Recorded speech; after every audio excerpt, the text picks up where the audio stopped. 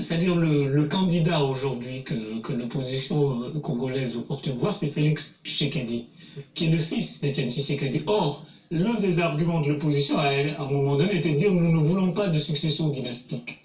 On allait se retrouver, c'est-à-dire, si on prenait le candidat de l'opposition, il y avait le risque de se retrouver avec deux fils de... Donc, c'est-à-dire l'opposition qui conteste même la nature dynastique du régime de Kabila propose un candidat dynastique. Je pense que là, et ça fait des années que ça dure, une partie de l'opposition a gouverné. Et donc encore une fois, Kabila est en train de jouer la montre.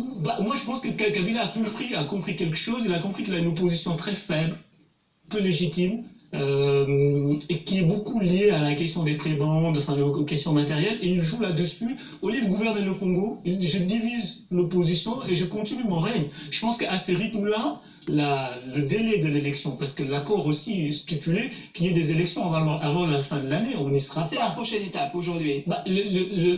L'accord stipulé, il faut une élection présidentielle avant la fin de l'année. Vu le retard que ça a pris, tout le monde sait qu'il n'y aura pas d'élection. Et puis en plus, une famille qui est au pouvoir, qui est une famille prédatrice. Et puis en plus, il y a une détérioration qui est incroyable du climat sécuritaire dans le centre du pays.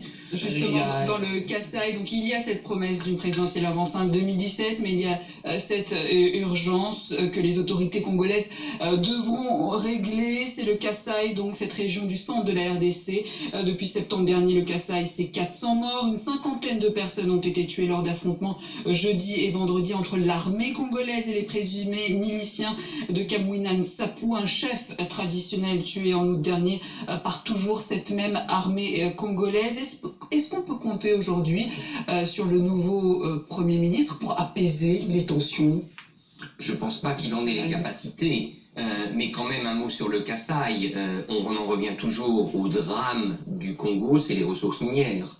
Donc évidemment, une zone entre en rébellion, c'est une zone diamantifère, à un moment où le président cherche à préserver son pouvoir, mais de fait s'affaiblit, parce qu'il divise l'opposition, mais il est moins à même, où il a moins le temps, moins d'argent pour gouverner l'ensemble du pays. Donc je crois que ce qu'on est en train de voir, ça s'appelle le délitement, et que le délitement du Congo, il va avoir évidemment deux conséquences. Un, ça a toujours eu des conséquences régionales, parce que quand le Grand Congo va mal, les pays autour vont mal. Et deuxièmement, ne l'oublions pas, il y a des menaces islamistes et autres qui existent dans toute cette région, et à chaque fois qu'il y a des failles dans des dictatures vieillissantes et vacillantes, eh bien voilà, un terreau